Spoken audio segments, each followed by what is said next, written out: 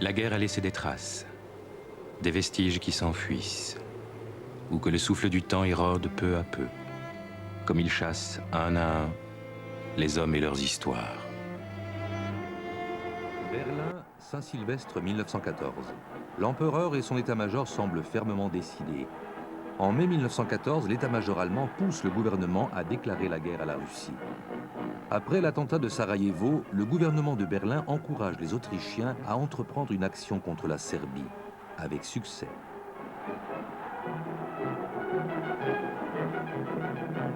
L'empereur. Les manigances de l'ennemi remplis de haine me contraignent à sortir mon épée pour préserver l'honneur de ma monarchie. L'Autriche est en état de guerre. Le peuple est en liesse, comme si chacun s'attendait à recevoir quelques hectares des Balkans en récompense. Berlin, 1er août, mobilisation générale. Au balcon, Guillaume déclare: Nous espérons que notre bonne épée allemande sortira vainqueur de la bataille.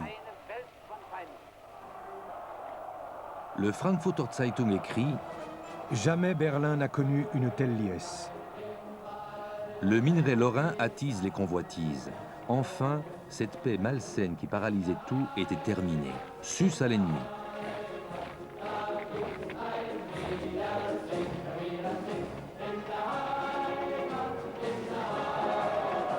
Sus à l'ennemi, pense-t-on aussi à Munich.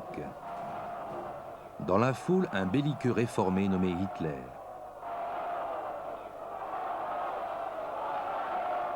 À Berlin. Les Français fatigués de la paix se réjouissent de la victoire par anticipation. Ils espèrent conquérir des territoires, l'Alsace et les régions perdues de la Lorraine. Ainsi, presque toute l'Europe succombe étrangement à l'envie de mourir sur le champ d'honneur. Guillaume II devant le Reichstag. Nous n'avons pas de velléité conquérante. La défense des foyers allemands commença par l'exécution d'un plan d'attaque mûri de longue date. Première victime, la Belgique neutre. Les troupes allemandes progressent jusqu'à la Marne. Les combats s'arrêtent, faute de combattants, après que 300 000 hommes ont été transpercés, éventrés ou déchiquetés.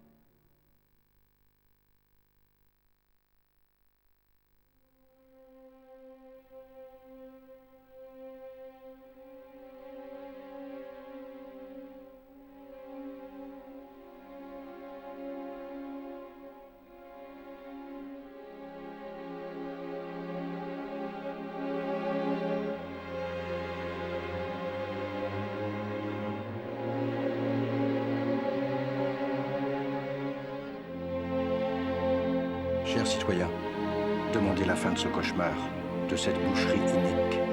Reconnaissance infinie pour votre dévouement à la grande cause de l'humanité. Un poilu au 10e de ligne. 26 juin 1916. Monsieur le député, si la Chambre vous a hué, nous sommes des millions et des millions pour vous applaudir. Vous êtes le premier qui avez osé crier ce que nous pensons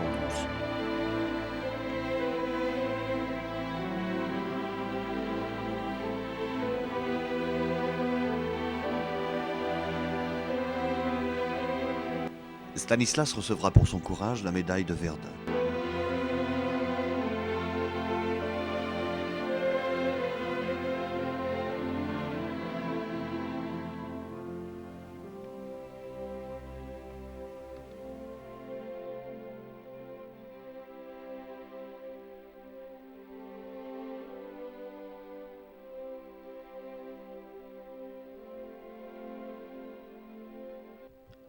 Édouard Bonnaffé est affecté en juillet 1915 comme adjoint au commissaire militaire des gardes d'Étaples grâce à sa parfaite connaissance de la langue anglaise. Étaples était un des camps où se formaient et se reformaient les armées britanniques engagées sur le front du Nord-Est. Édouard, le 27 mai 1917, est nommé commissaire du groupe des gardes de Saint-Omer. Situé à l'arrière du front, la région de Saint-Omer était particulièrement visée par l'aviation ennemie. Édouard eut d'abord une citation à l'ordre de la direction de l'arrière qui lui valut la croix de guerre, puis la croix de la Légion d'honneur à titre militaire.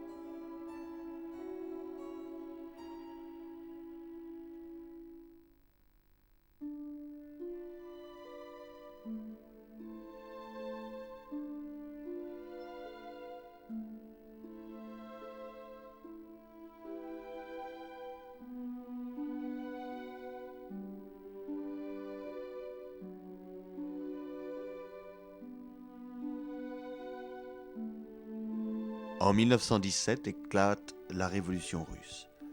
Lénine arrive au pouvoir, marquant la fin de la lignée des tsars. Le peuple est en liesse.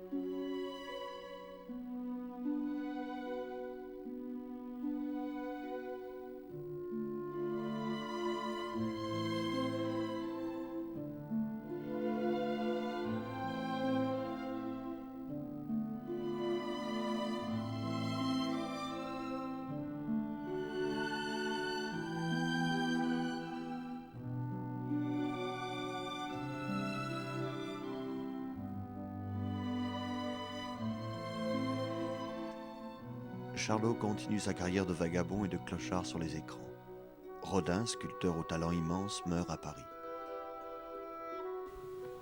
Stanislas et Jacques veulent s'engager dans l'aviation.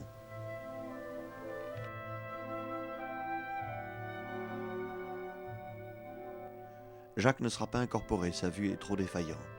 Il intégrera le 10e régiment qui expérimente, comme les forces anglaises, les premiers chars d'assaut.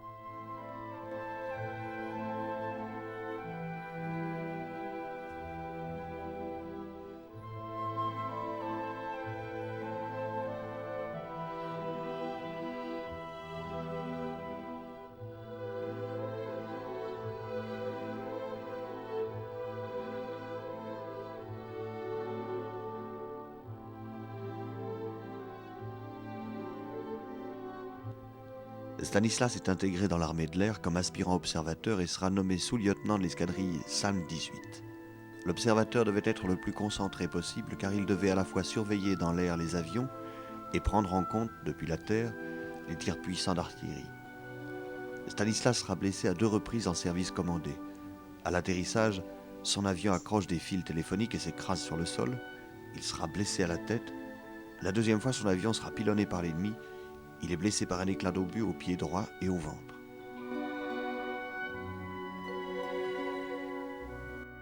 En juillet 1918, Marie-Antoinette Thérèse Bonafé, fille de Pierre et Marie-Louise Bayle, épouse Christian Perrier d'Autrive, lieutenant-colonel d'infanterie.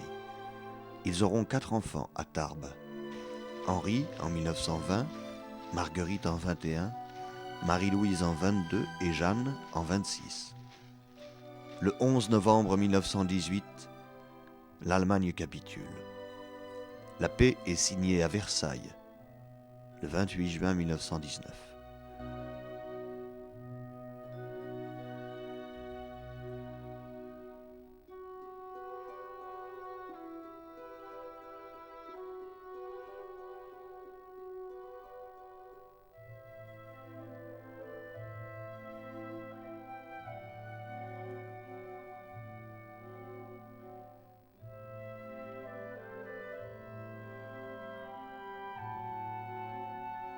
Pour construire les régions et les villes dévastées, tout le monde compte sur les indemnités de guerre versées par l'Allemagne. Mais l'Allemagne ruinée ne paiera pas et l'État doit emprunter aux Français. L'activité économique reprend pourtant. Les voitures circulent de plus en plus.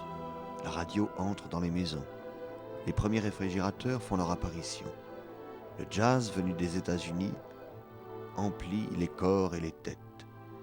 Ce sont les années folles. Les Français retrouvent le plaisir, la fête, découvrent le tango, le charleston, le whisky.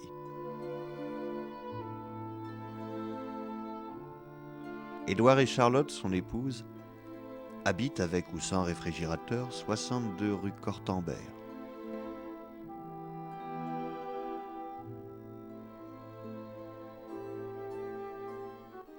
Le mouvement Dada et le surréalisme bouleversent le monde littéraire et artistique. Montparnasse devient le lieu culturel du tout Paris. Les femmes commencent à s'émanciper. Robert Wiene transpose l'expressionnisme allemand au cinéma avec le cabinet du docteur Caligari.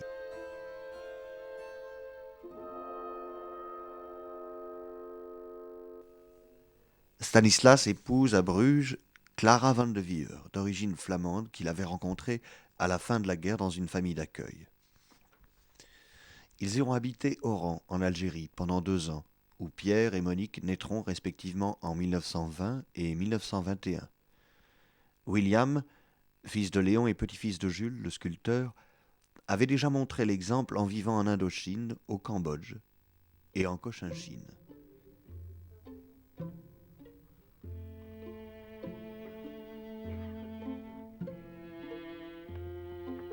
Je suis né à Oran le 29 octobre 1920, ce qui me vaut d'être au point de vue militaire de la classe 20. Au moment de la guerre, ça aura une certaine importance. Je ne ferai pas mon service militaire en 1940. La guerre était éclatée. Mobilisé lors du premier conflit mondial où il sera blessé 2 fois, il obtiendra la croix de guerre avec palme, comme pour Stanislas, son cousin lointain, et 4 citations à l'ordre de l'armée. Il sera fait chevalier de la Légion d'honneur en 1920. Après André et Elda, Marguerite, la femme de William, mettra au monde à Saïgon des jumeaux, Anne-Marie et William.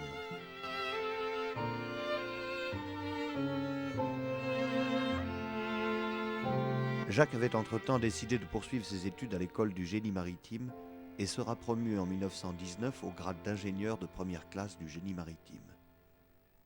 Il se marie la même année avec Élisabeth Mercier qu'il avait connue grâce à son capitaine. De 1920 à 1923, comme ingénieur à l'arsenal de Brest, il est chargé de la construction des sous-marins. En 1924, il est promu au grade d'ingénieur principal pendant que Stanislas, revenu d'Algérie, s'installe à Gand, en Belgique, pour tenir un commerce de papeterie avenue Reine-Élisabeth. Bon, enfin revenons donc au retour d'Algérie. Là, mon père a dû quitter les armes. Il rêvait un peu de faire Saint-Cyr, mais je crois qu'il n'avait pas réussi le concours. Alors il avait réussi des concours de commerce. Et donc il a fait du commerce en Algérie. Et en Belgique, il est venu chercher un travail plutôt d'imprimeur, parce que ses beaux-parents étaient imprimeurs à Bruges. Et il s'est installé finalement à Gand, avec un petit atelier en association, disons. Son atelier ne lui appartenait pas, hein, et papeterie, magasin de papeterie. Et nous avons toujours habité à Gand, l'avenue Elisabeth, qui donne juste devant la gare de Saint-Pierre, dans 3 maisons différentes. La troisième ayant devenue une propriété. J'ai toujours entendu parler que c'était sous le couteau sous la gorge, comme on dit, qu'ils devaient bâtir ce terrain qu'ils avaient acheté, sans avoir entendu. Enfin, grâce à un architecte, Adrien Bressers, qui a fait des plans très habiles sur ce terrain qui était tout en triangle, en pointe, on a habité cette maison de l'avenue Elisabeth pendant très, très longtemps. C'est là que la famille s'est développée. Mais bien sûr, j'ai des souvenirs des premières maisons quand même, où il y avait un petit jardin, où il y avait une loggia qui donnait sur la rue, une maison du style de 1914, quoi. C'est une maison ancienne. Bon, voilà. Et voilà, le commerce, il y avait le magasin en bas, il y avait les voyages de papa tous les jours pour recueillir des registres, faire des registres pour les clients. Et puis, tous les 5 ans, il y avait les Floralis. C'était le grand commerce à ce moment-là. Nous n'étions pas sur le meilleur côté de la rue, mais enfin, on vendait quand même beaucoup de cartes postales et de choses intéressantes pour les touristes qui venaient à Gand. En 1922, Jacques devient père d'une première fille, Jacqueline. Elle décédera en 2000. On n'est pas doué, dans la famille Bonafé, on n'est pas doué pour l'argent. Ça alors, ni les uns, ni les autres. C'est rigolo, hein, sur 7 enfants. On n'est pas foutu de faire du fric. Moi, j'aurais pu faire un fric fou avec ma kinésie, eh ben j'ai tout. Rien. J'ai une petite retraite, hein. Heureusement, j'ai mon appartement quand même. Mais ça, la famille Bonafé, on ne sait pas faire d'argent. Bon, alors André a fait de mauvaises affaires, il a été donc rapatrié. Enfin, il s'est rapatrié et sa belle famille doit trouver une situation à Bordeaux. De 1924 à 1931, les naissances des enfants de Jacques et de Stanislas vont s'entrecroiser entre Brest et Gand. En 1924, Agnès, fille de Stanislas, et Henri, fils de Jacques. En 1925, André, fils de Jacques. En 1926, Marie-Françoise, fille de Stanislas, décédée la même année. En 1927, Jean, fils de Stanislas, et Christiane, fille de Jacques. En 1929, Michel et Pierre-Jean, fils de Jacques. En 1931, Geneviève, fille de Stanislas, sera la dernière enfant de cette génération. Le krach boursier de New York en 1929 plonge l'Amérique dans le chômage, la misère et les suicides. L'onde de choc de la débâcle économique frappe l'Europe en 1930. La France élit sa première Miss. Joseph von Sternberg fait découvrir au monde Marlène Dietrich dans L'Ange bleu. Buñuel réalise son film L'Âge d'or, qui sera par la suite interdit d'écran pendant 30 ans, suite aux manifestations de l'extrême droite et aux plaintes des ligues catholiques intégristes. Abel Gance prédit la fin du monde.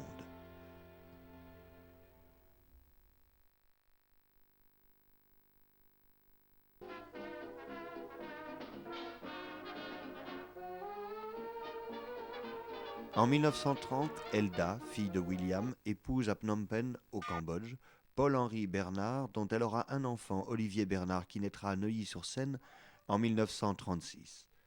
Paul-Henri Bernard et Elda entreront dans la Résistance et participeront activement.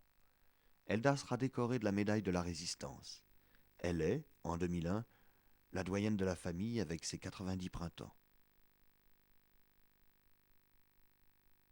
Et j'avais fait une escapade dans le Midi, où les Italiens étaient installés, et j'avais des amis qui m'avaient accueilli dans leur maison, et puis je suis revenu à Paris, et je suis donc allé à l'appartement de Paul Bernard. Et le soir même, il y a un coup de téléphone, je n'osais pas répondre, j'avais peur. Il y avait des Allemands dans tout l'immeuble. En 1934, 2 grands-parents vont mourir la même année. Édouard, père de Stanislas et de Jacques, meurt à Paris le 19 janvier, à l'âge de 67 ans. Puis William, le père d'André, Elda, Anne-Marie et William Junior à Rouen, le 11 mars, à l'âge de 52 ans. Une fille, Chantal, oui, qui a été mariée, qui a donné une petite fille.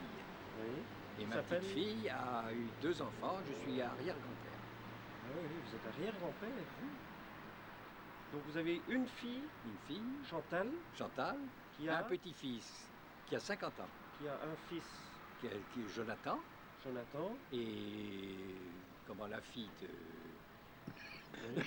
de Chantal, Céline, a donné un petit garçon et une petite fille. 1935. Nous voici de retour à Bordeaux, refuge du gouvernement devant l'offensive allemande en 1914. François, l'avocat, fils de Pierre, y épouse le 24 septembre 1935 Jeanne-Marie Mouna Dame, née à Arès, en Gironde. Il a eu quand même, il n'avait pas une situation d'avocat très renommé à Bordeaux. Ça, il a fait sa profession honnêtement et on a vécu. Avec 5 enfants, ça a été très dur, mais nous avons vécu. C'est ça. Un premier enfant né à Bordeaux, Monique.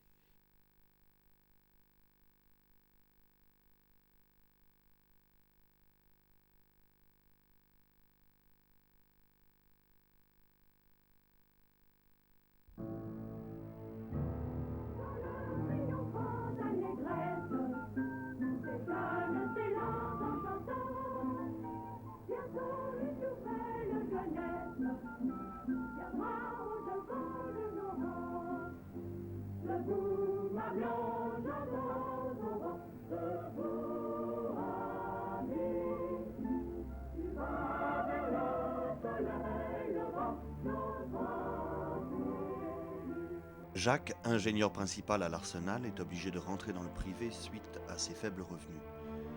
Il devient sous-directeur au chantier de la Gironde à Bordeaux en 1931. Les chantiers fermeront en 1936 du fait de la crise économique et politique.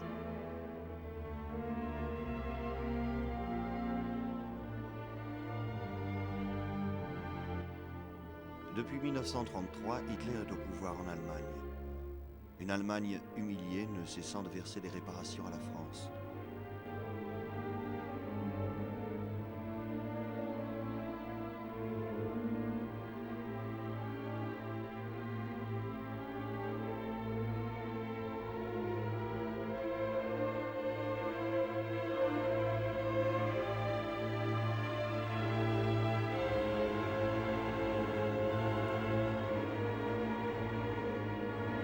L'Allemagne et l'Italie soutiennent le régime totalitaire du général Franco dans la guerre civile espagnole contre les communistes.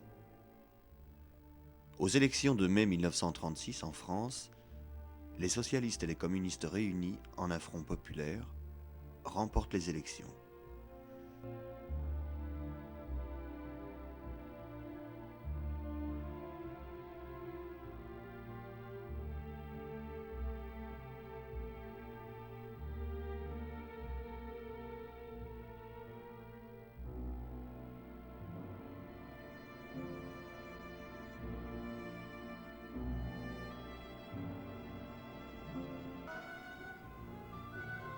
Dans les temps modernes, Chaplin se trouve pris dans l'engrenage infernal de son usine géante et bientôt écrasé par les cadences insoutenables auxquelles il est soumis.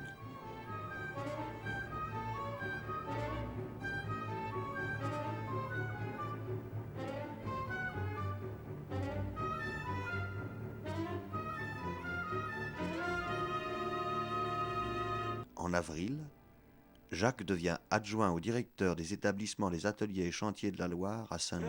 Des générations de plus en plus fortes, viriles et joyeuses.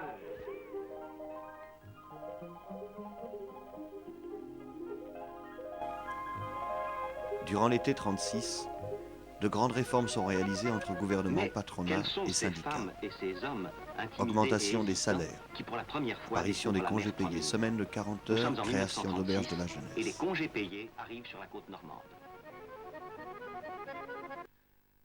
Jean Renoir réalise La Grande Illusion en 37 et Walt Disney emmène Blanche-Neige sur les écrans.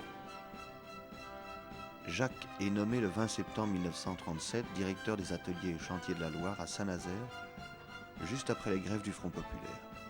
Des milliers de travailleurs partent en train ou à vélo pour découvrir la mer pendant que les capitaux fuient La production stagne et les grèves se poursuivent.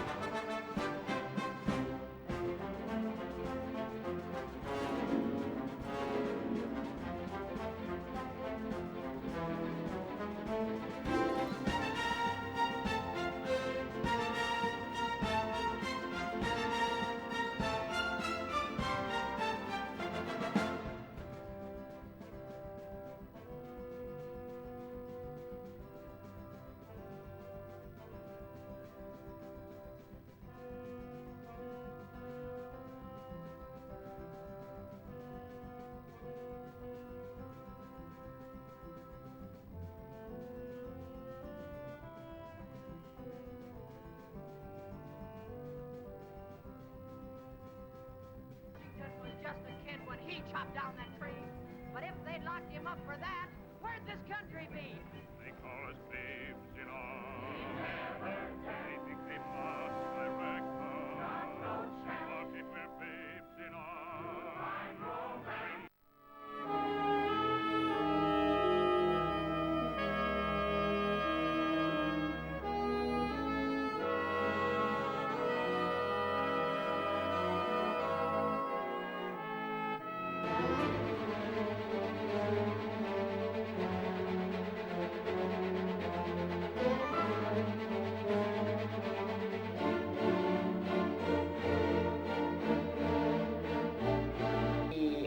À Saint-Nazaire, il y avait un directeur qui était très âgé et qui devait prendre sa retraite. Et c'était un certain monsieur Maurice qui devait le remplacer. Et monsieur Maurice est mort. Et c'est mon père qui a été nommé directeur. Les chantiers de la Loire commencent deux grands ouvrages sous la direction de Jacques. Le cuirassé Jean Bart et le remplacement du lancement des navires sur cale inclinée par une souille profonde communiquant avec la Loire via une porte mobile flottante, système révolutionnaire à l'époque. C'était un nouveau procédé de lancement. Au lieu de lancer le bateau sur un plan incliné, on le mettait dans une souille qui était à niveau zéro, et à côté, il y avait ce qu'on appelle la souille profonde. Alors le principe était, on remplissait les deux souilles, le bateau passait de la souille niveau zéro à la souille profonde et il sortait par une porte écluse spécialement aménagée. Et tout ça, ça a été fait pendant la construction du Jean Bart. Le Jean Bart a été construit, si vous voulez, sur un terre-plein. On a construit la forme autour et en juin 40, les Allemands arrivant, il fallait coûte que le bateau parte pour ne pas tomber aux mains des Allemands. Alors ils ont mis les bouchées doubles, ils ont fait travailler 24 heures sur 24, ils ont fait venir les derniers éléments qui étaient absolument indispensables à la navigation. Le bateau était fin prêt pour la fameuse marée du 18 juin, je crois que je peux peut-être me tromper sur la date. Donc il est parti de nuit, ils avaient fait venir les gros remorqueurs du Havre, le Minotaure et puis un autre, et plus tous les remorqueurs de Saint-Nazaire, parce qu'il y avait très peu d'eau sous la coque du bateau. Alors le bateau est parti doucement, il est sorti, il s'est échoué 2 ou 3 fois, il a réussi à partir, et devant Saint-Nazaire, ou à la sortie de Saint-Nazaire, il a été pris à partie par deux avions allemands qui l'ont bombardé. Léon Blum, dirigeant socialiste du gouvernement, démissionne en juin 1937 et les radicaux prennent la direction. Les grèves reprennent alors qu'Hitler annexe l'Autriche en mars 1938, puis la Tchécoslovaquie. Marcel Carnet réalise Son Hôtel du Nord et Marcel Pagnol, La femme du boulanger. La menace d'une guerre avec l'Allemagne se fait de plus en plus précise. Pour Marcel Carnet, le jour se lève. Les nazis envahissent la Pologne le 1er septembre 1939. La guerre est déclarée.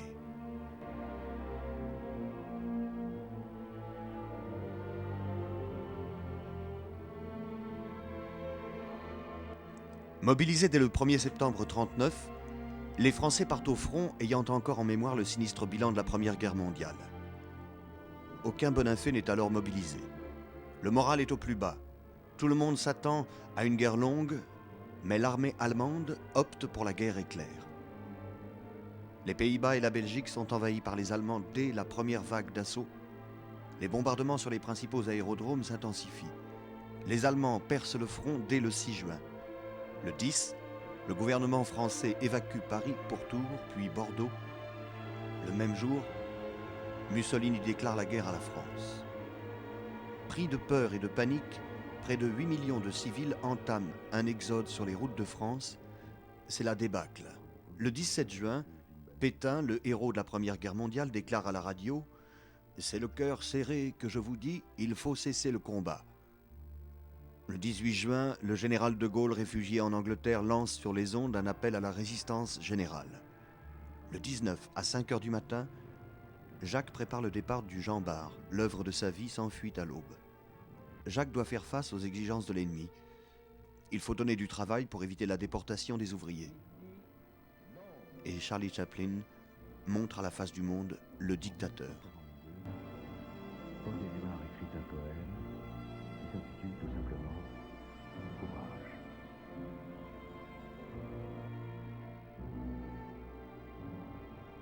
Alors, déclenchement de l'offensive, là, il a fallu plier bagages. Les jésuites m'ont donné un vélo. Puis il y avait un copain qui passait, là, qui venait de Belgique aussi, qui avait un vélo aussi, donc on a pris la route à deux. L'exode, sur la route, on n'était pas tout seul, hein. Il y avait toute l'armée française en déroute, il y avait toutes les civils aussi qui partaient pour échapper au feu. Enfin, moi j'étais de la classe 20, donc je devais devenir soldat, et j'avais quelques raisons tout de même de vouloir aller plus loin. Et je suis allé comme ça en vélo jusqu'à Saint-Nazaire. Le maréchal Pétain reçoit les pleins pouvoirs du gouvernement réuni à Vichy, qui offre de collaborer avec Hitler et d'organiser le recensement de tous les juifs de France, sommés alors de porter l'étoile jaune. Vichy et la Gestapo, la police politique du Troisième Reich, organiseront périodiquement des rafles de juifs en partance pour les camps, dont celui de sinistre mémoire du Vélodrome d'hiver, le Veldiv, à Paris. En 1943, le général de Gaulle installe un gouvernement provisoire à Alger. Pierre, premier fils de François et de Mouna, va naître cette même année à Bordeaux. Les forces françaises libres s'organisent. Pourchassés par la Gestapo et la milice regroupant tous les collaborateurs, 20 000 résistants seront torturés et fusillés. 40 à 60 000 d'entre eux seront déportés.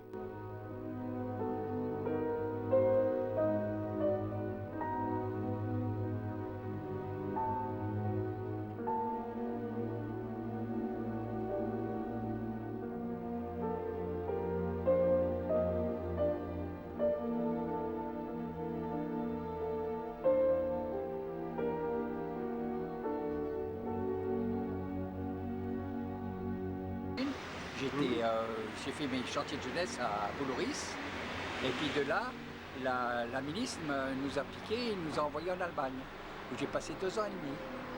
Ah oui, qu'est-ce que vous avez fait en Allemagne Fraiseur. Ah, dans les usines travaux forcés Et oui. Et c'était... Et ben on s'en est tiré quand même. Hein. Ouais. J'étais dans une très bonne province, c'était la Thuringe. Magnifique. Ah oui, vous avez vu un... Le 6 juin 1944, une flotte immense protégée par un important bouclier aérien réussit à faire débarquer sur les côtes normandes une armée composée d'Anglais, d'Américains et de Canadiens commandée par le général Eisenhower. La résistance intervient massivement. Paris est libéré par le général Leclerc le 25 août 1944.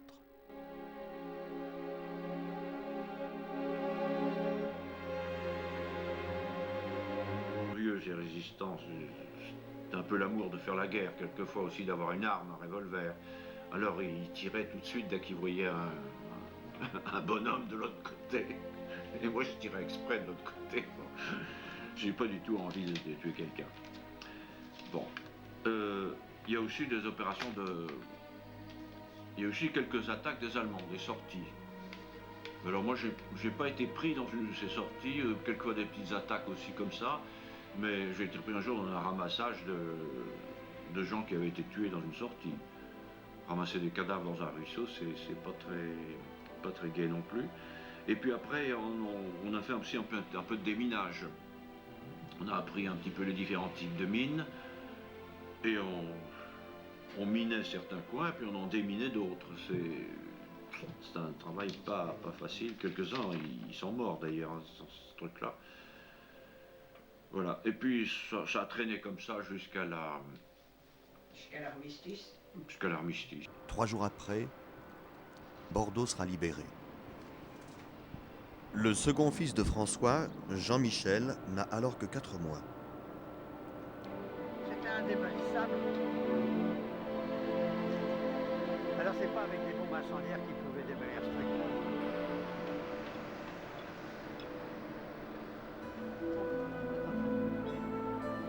Il a été libéré, hein, parce que Saint-Nazaire a été libéré que le 11 mai, c'est-à-dire 2 jours après l'armistice. Hein, il restait quand même, pendant l'empochage, ils étaient absolument sans nouvelles. Hein. Les Allemands ne laissaient pas filtrer toutes ces informations-là. Et bien, quand lui, il a eu la connaissance des camps de la mort et tout ça, mais il a été complètement sidéré, et anéanti, le terme anéanti, parce qu'il avait une admiration pour la culture allemande, tout, que des compagnies, tous les grands musiciens, tout. Tout ça a été tellement bien caché par les Allemands.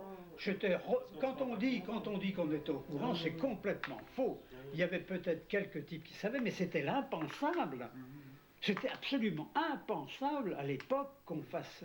On a vu partir des Juifs, hein, mais les gens s'en préoccupaient pas tellement, parce qu'il y avait une telle propagande anti-juive d'une part, et en 1940, la France a été extrêmement traumatisée par la défaite. Hein. Personne s'y attendait à cette défaite, où tout le monde a été sur les routes, l'Exode et compagnie. Hein.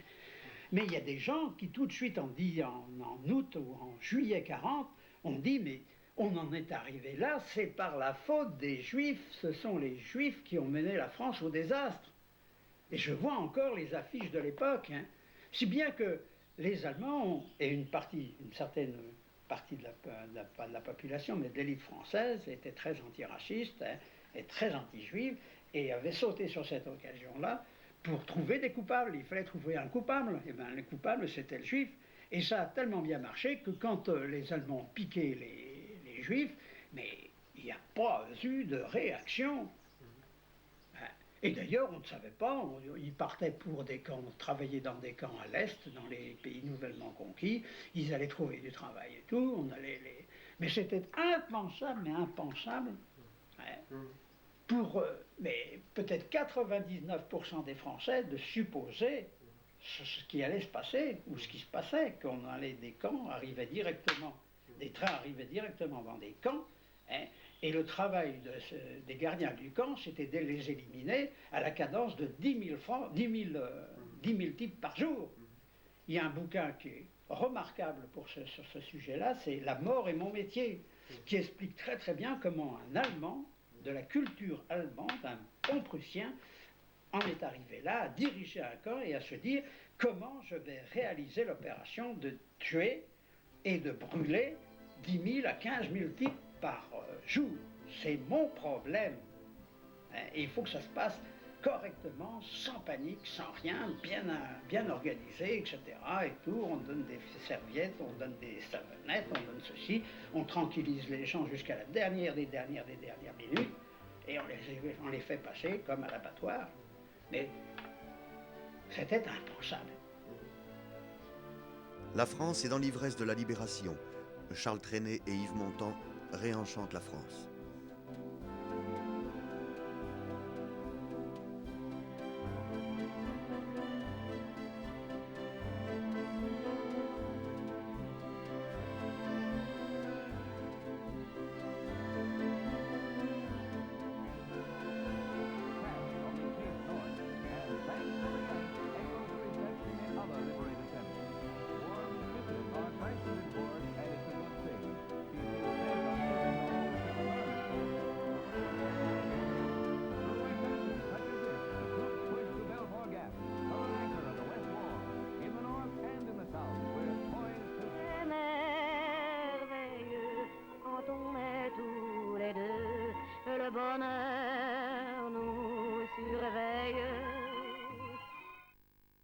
À Saint-Nazaire, quelques mois après la Libération, Jacques, déjà chevalier de la Légion d'honneur, se verra décerner les insignes d'officier pour la défense passive et efficace de ses ouvriers.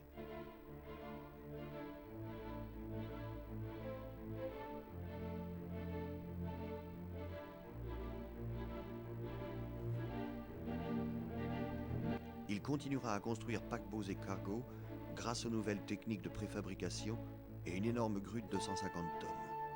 Le plan américain Marshall favorise le redémarrage économique. La France se relève.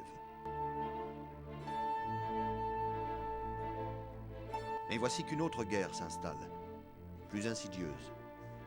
Les États-Unis deviennent une grande puissance, le bloc communiste fait face. C'est la guerre froide. La menace d'un conflit entre Américains et Soviétiques fait planer sur le monde un danger permanent. L'Allemagne est coupée en deux. D'un côté, l'Allemagne de l'Est dévolue aux communistes, de l'autre, l'Allemagne de l'Ouest. Le monde est symboliquement coupé en deux par ce rideau de fer. Ninon, fille de François, née à Bordeaux en 1946, puis Patrice, premier fils d'Henri, l'architecte, à Charenton. En 1949, la famille Bonafé, au contraire de Jacques Tati, ne proclame aucun jour de fête. Pourtant, en 1950, ont lieu 3 mariages, 3 vrais jours de fête. En février, à Tudoumak, en Indochine, William épouse Françoise Jamas. En août, Pierre épouse à Lille Suzanne Leclerc, et à Bangui, en République centrafricaine, Marie-Louise, fille de Thérèse Bonafé et Christian Perrier d'Haute-Rive, épouse André Chéroux. André Chéroux sera intéressé par la République centrafricaine comme Michel Bonafé le sera par le Congo et André Bonafé par le Cameroun. Celle qui a souffert pour vous donner la vie, qui vous a donné son lait pour vous la garder. Elle est le premier visage que vous avez appris à connaître. Le premier mot que vous avez appris à dire, maman. Elle sait bercer les petits, calmer la fièvre, redonner aux grands la paix du cœur. Elle est la gardienne du foyer. Elle lui consacre des journées entières d'humble travail, d'obscur labeur, d'harassante besogne. Son foyer. Elle sait pourtant en être l'éclatante parure, la joie. Elle est prête à tous les renoncements. Elle consent au total sacrifice. C'est la mère.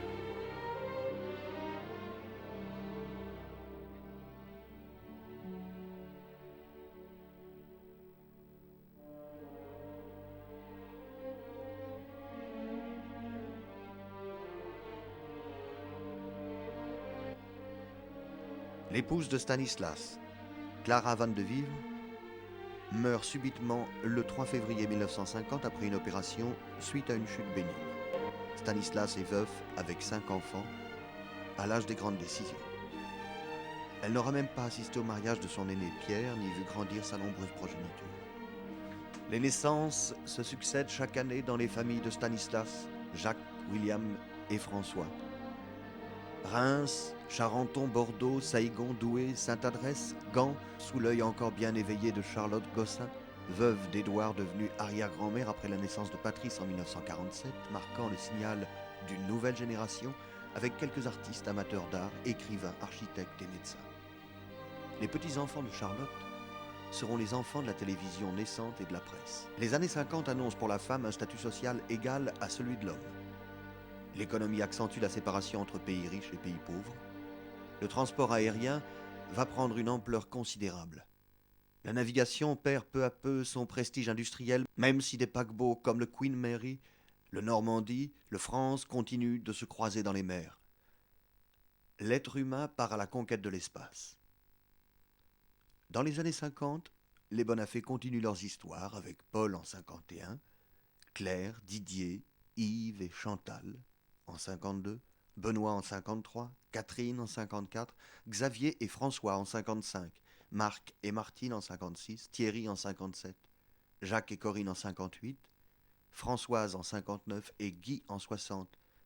Federico Fellini est en pleine dolce vita et Jean-Luc Godard est à bout de souffle. Et Dieu créa la femme pour Roger Vadim.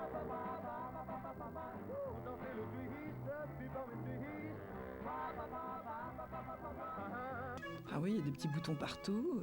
C'est le commencement des boutons, quoi.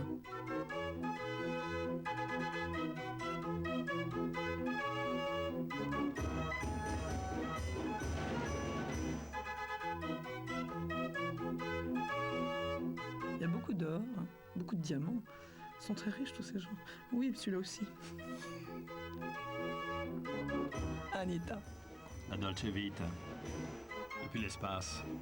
Ah oui, la science. La science dans la mode, t'as vu le courage.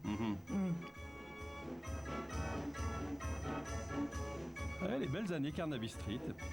Et aussi les années de grisaille. Les années cabane à lapin. Et puis il y a de drôles de choses à la télé, crois-moi.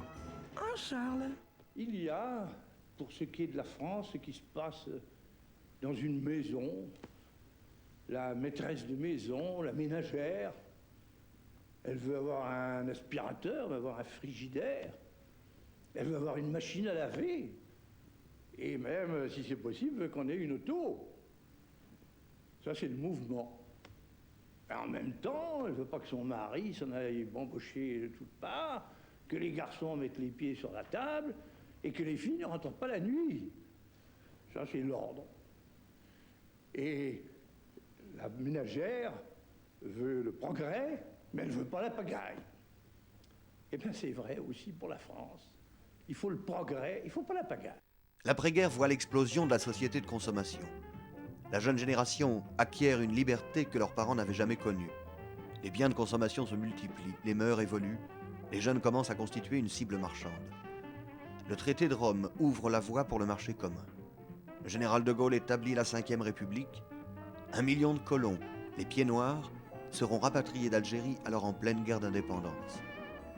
La France en tant qu'empire colonial n'est plus qu'un souvenir de plus en plus lointain. Les accords d'Évian signés le 12 mars 1962 reconnaissent l'indépendance de l'Algérie.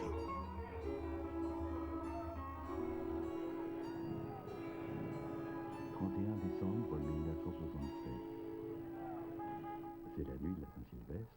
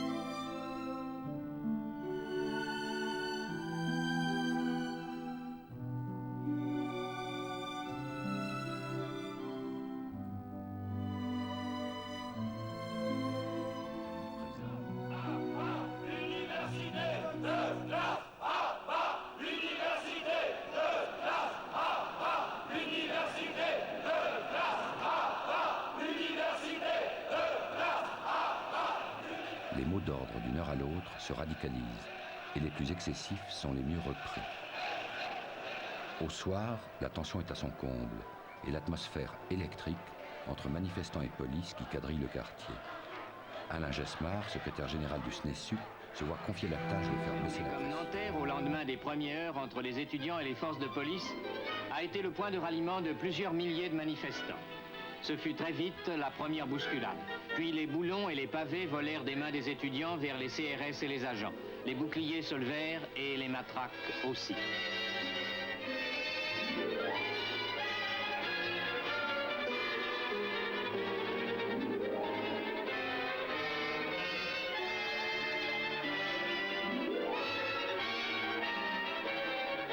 Quelles sont les raisons de cette émeute? Elle n'aurait pas de mobile politique, bien que les leaders de la Fédération des étudiants révolutionnaires se réclament volontiers de Che Guevara, de Rudi Dutschke, voire de Pékin. Elle correspondrait par contre au désir qu'ont les meneurs de faire partir leurs troupes en guerre contre les structures universitaires. Pour la foule de ceux qu'exaltait une grande fête libératoire et qui n'avaient peut-être encore jamais participé à une manifestation, la stupeur puis la colère sont immenses.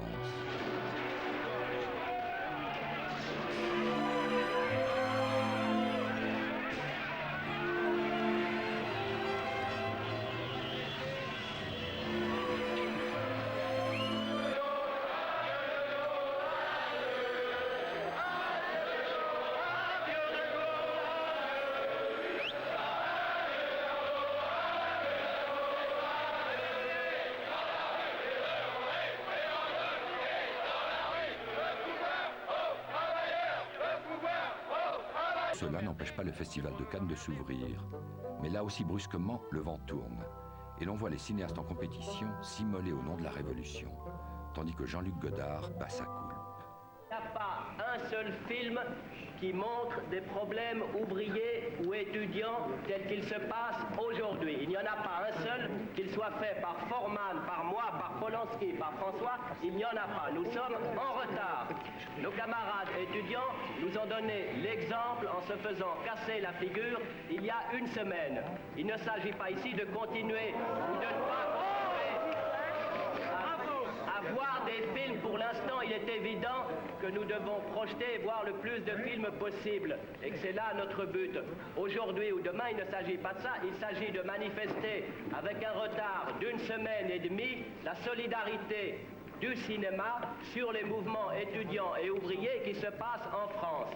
La seule manière pratique de le faire est d'arrêter immédiatement toute projection. Non, non. Toute la culture, et le cinéma en tête, réclament une nouvelle morale, de nouvelles structures. Et tous sont là ou presque. Michel Deville et Pierre Prévert, René Alliot, Louis Malle, Pierre Cast et Alain Resnais. Qui donc croit encore éteindre l'incendie en expulsant les flammes de la tinière de... Je viens d'accomplir un voyage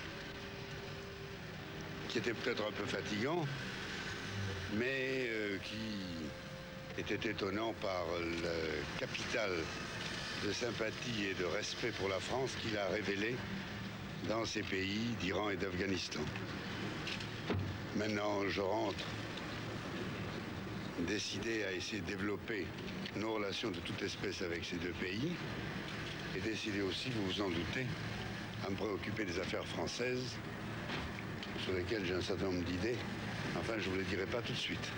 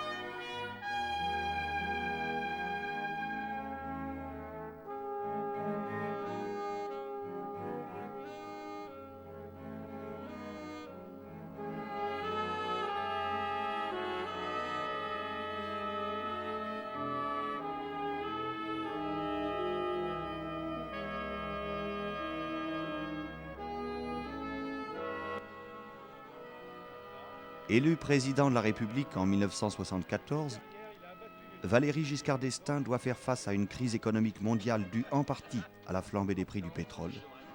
La société de consommation rentre dans son régime de croisière. La conscience des équilibres écologiques de la planète pointe timidement à la surface des débats. Truffaut et l'homme qui aimait les femmes. David Hamilton, le photographe des jeunes filles en fleurs, devient célèbre. En 1977, à Paris, Jean-Michel a un second fils, Lionel. Stanislas meurt à Gand à l'âge de 85 ans, ainsi que Françoise Jamas, épouse de William à Nice, un mois plus tard. Stanislas aura à peine vécu la naissance de sa première petite fille, Sabrina, fille de Paul, née à Carpentras le 26 février 1979.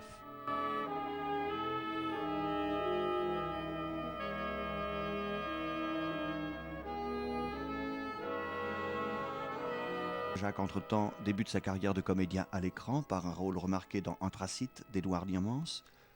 En 1980, lors de la naissance de Sébastien, fils de Jean-Michel, il jouera à Lille Britannicus, la tragédie de Racine, mis en scène par Gildas Bourdet.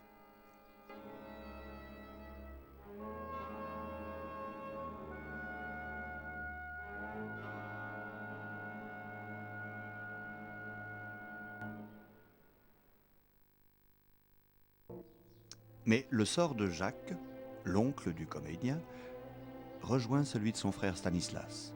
Jacques disparaît en 1981, tel un grand navire perdu dans les flots. Il rejoignait François, l'armateur bordelais. La coque métallique des cargos croiserait enfin le bois des navires marchands du XVIIIe siècle.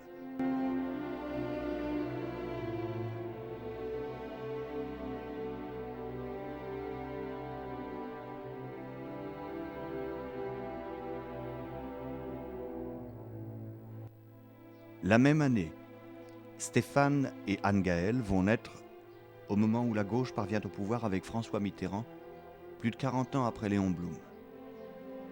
Partout en Europe, le socialisme gagne du terrain. En 82, c'est la naissance de Jérôme, deuxième fils de Pierre, à Amiens. À l'aube de 83, naissent à 2 jours d'intervalle dans la famille de Stanislas, Yasmine et Séverine, Sarim et Saram comme Tartine et Botteram de Carpentras à Gand. Les membres de la famille vont se perdre de vue.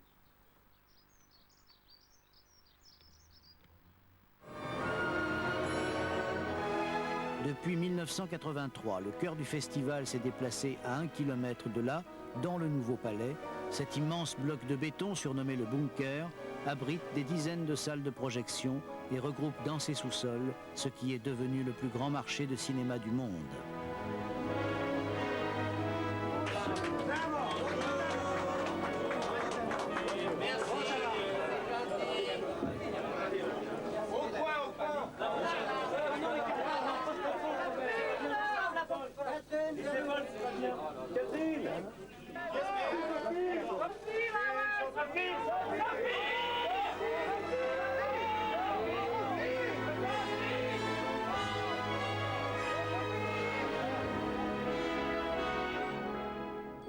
Voilà, grosso modo, j'ai commencé par pas mal d'expériences théâtrales et eu un moment, j'étais en tournée de théâtre avec Les Bas-Fonds, qui est un beau spectacle que Bourdet, qu'on avait monté avec Gildas Bourdet, et Godard m'a téléphoné parce qu'il cherchait des comédiens, donc il passait des auditions, donc c'est plutôt le casting... l'inévitable Dominique Besnéard, qui m'a appelé à l'époque. J'ai rencontré Godard, ce qui est une chose très impressionnante. C'est, pour le cinéma, c'est peut-être un des noms mondialement très connus, qui fait comme un cliché, comme une image... Il y a beaucoup de noms de cinéastes qu'on affectionne, mais qui sont peu connus à l'étranger. Le sien était la marque d'un certain type de cinéma. Les auditions sont bien passées, j'ai donc tourné avec lui, ce qui était quelque chose d'un peu impressionnant par rapport au peu d'expérience que j'avais au cinéma et probablement par rapport à ma volonté de bien faire, sur laquelle lui a toujours un point de vue très contestataire. Il renvoie dans les cordes un peu des gens qui veulent bien travailler ou tout lui donner. Et c'est un paradoxe assez passionnant mais complexe.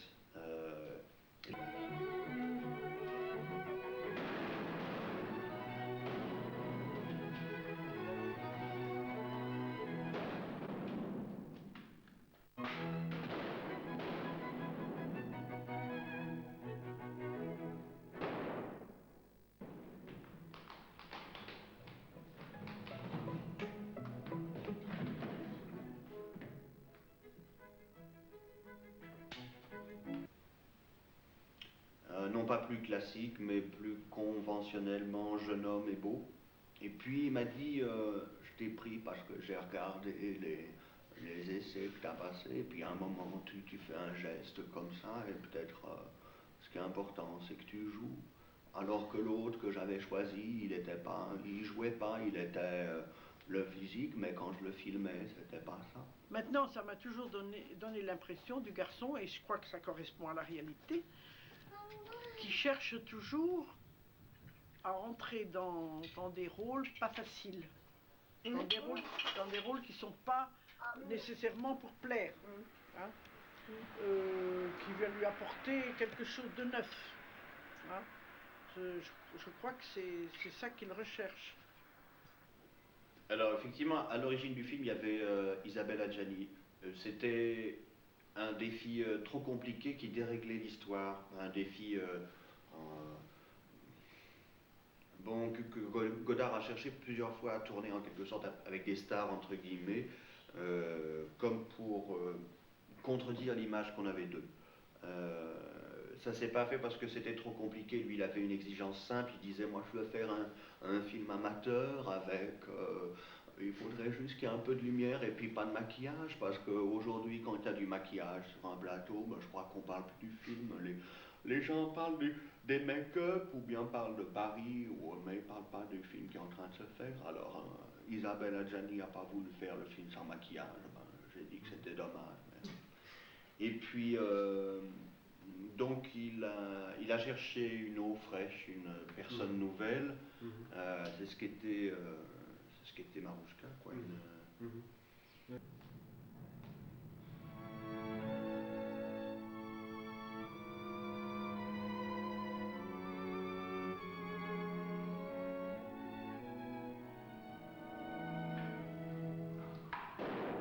Le film s'est déroulé pendant 2 mois en tournage à Paris. Beaucoup de scènes dans un hôtel luxueux qui est le Concorde Saint-Lazare. Non pas le Concorde Saint-Lazare, mais peu importe, le grand Concorde Rivoli. Et à Trouville, Normandie. Le récit du film était celui de Carmen, revu par Godard.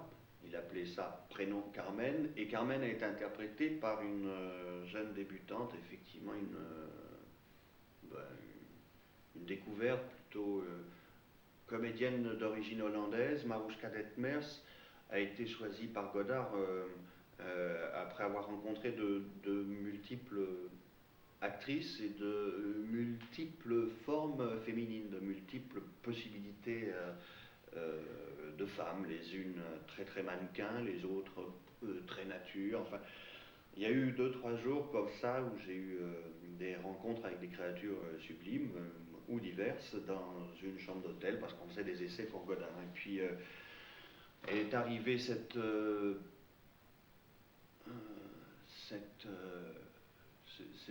personne un peu exceptionnelle, un peu ce physique immédiatement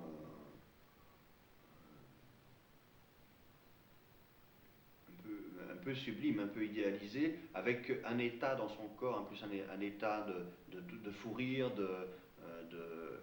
d'élan qui était totalement inédit, totalement exceptionnel.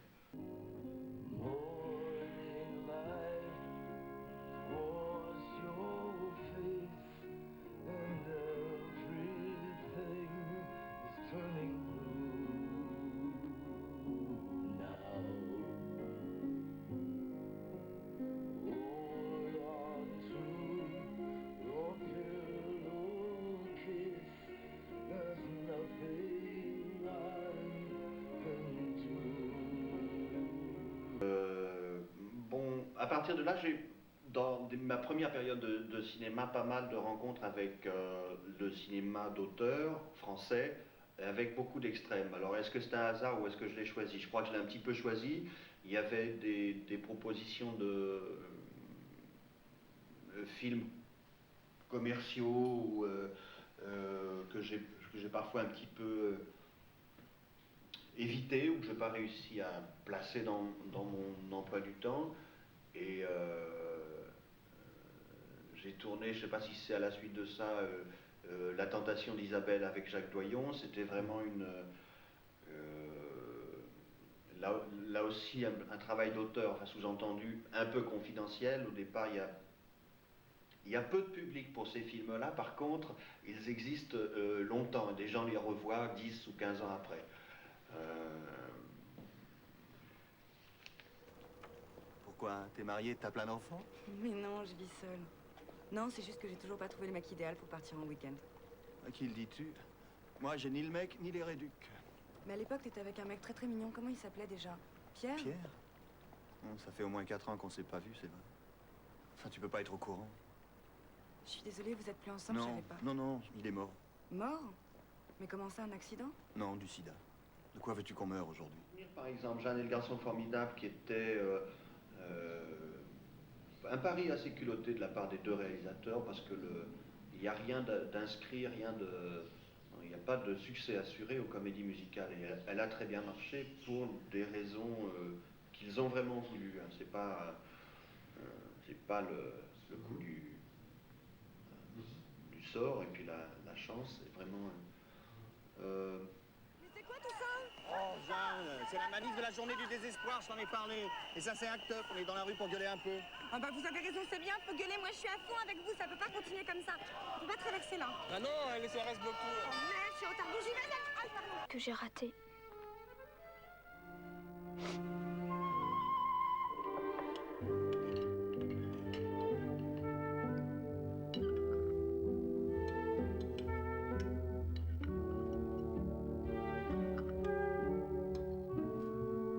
Inutile de faire travailler René cet été.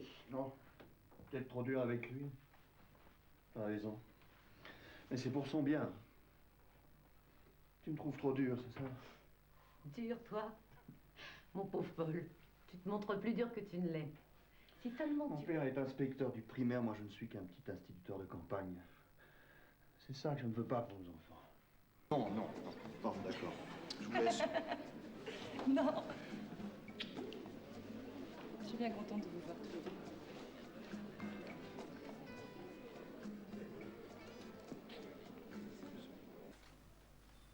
C'est pour un soin? Non.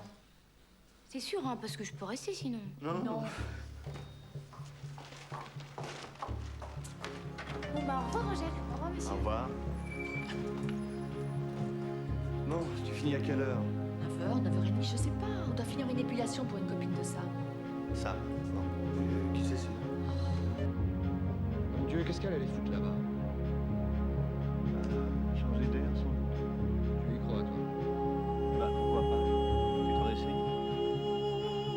Dans les années 80, naissent Aurélie et Melvin en 84, Jean-Louis en 85, Hugo en 86, Yori et Edwin en 87, Thibaut et Léon en 88, et en 89, Maxime Séraphin Maric, né à New York.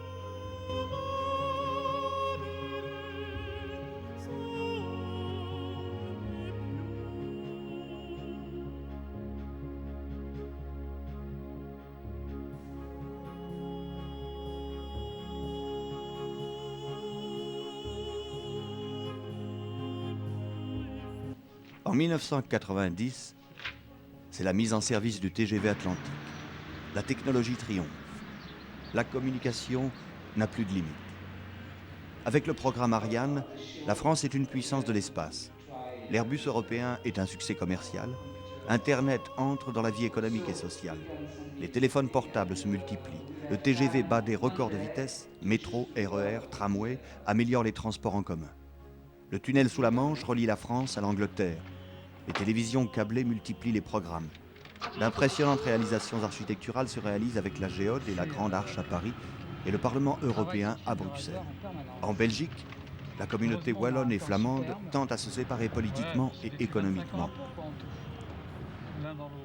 Les premiers Bonafés du Nord sont loin de la culture de leurs ancêtres.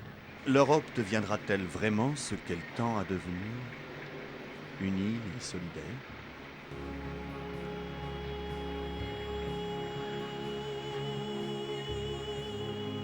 Ah oui? Ah, c'est pas pire, c'est pas dit. Merci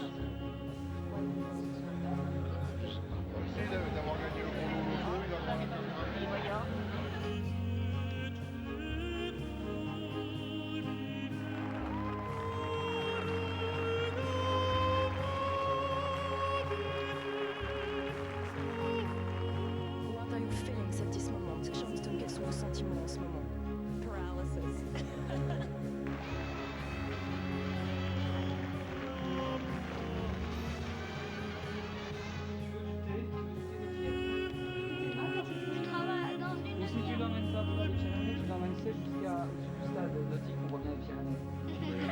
Raoul, Willem, Rémi, Marlène, Johanne, Anaïs, Karl et Yeva sont les enfants de la dernière décennie du 2e millénaire. Une société en proie à sa soif de consommation, à l'influence décisive des médias et aux superstructures économiques. Ils seront les descendants d'un passé trop vite oublié. Ils sont notre futur. Ce documentaire leur est dédié. Dans un monde où l'homme est de plus en plus déraciné, individualisé, manipulé, il est important de se souvenir de nos ancêtres les plus marquants. Samuel au siècle des marchés et des marchands. François au siècle du négoce et des colonies. Edmond et Jules au siècle des collectionneurs et des nouveaux mouvements dans l'art.